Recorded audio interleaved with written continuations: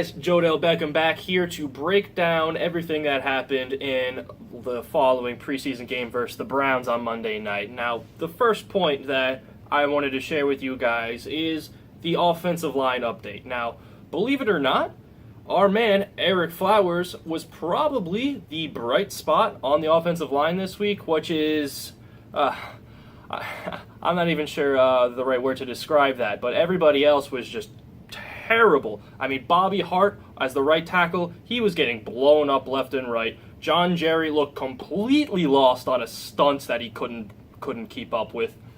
And then Pugh and Richburg both completely failed to create any push whatsoever in the running game.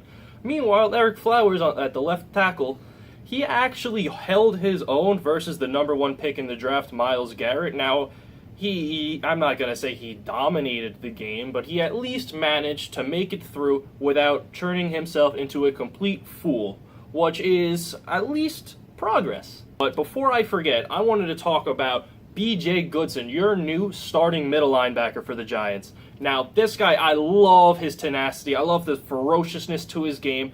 When he blew up that play, just destroying Duke Johnson and getting that sack, that was just awe-inspiring to me. I watched that play over and over again and just in complete joy, because that is exactly the middle linebacker that this team has been missing, able to just blow up the other team's running backs and make plays happen in the backfield. So that is outstanding news from him. I'm really looking forward to him having a good year this season.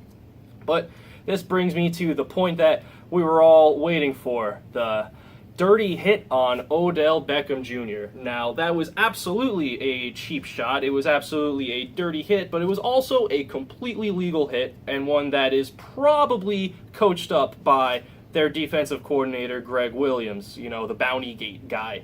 Now, as the number one rule in the preseason is always to get out of the game completely healthy, and it looks like we may have dodged a big bullet with this, because that was a nasty, nasty hit between Beckham going out of the game and Marshall, who also needed x-rays after the game. Both of those guys, x-rays came up negative, so they should be good to go for the season. But right now, our fingers are crossed, because losing those two for any significant amount of time would be absolutely disastrous for my Super Bowl prediction.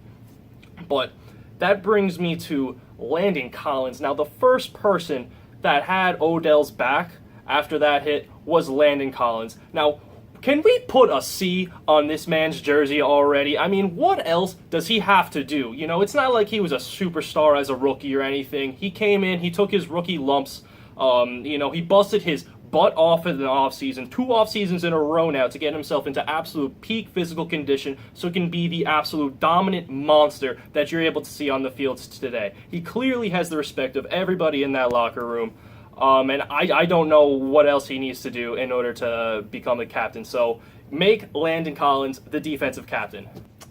Alright guys, so that's about everything I wanted to talk to you about today. So I just wanted to remind you guys that you, the fans, you guys are what makes this channel happen. So if there's anything, any topics you want me to cover, just let me know and I'll make it happen. So in the meantime, don't forget to like and subscribe below. And until next time, peace fans.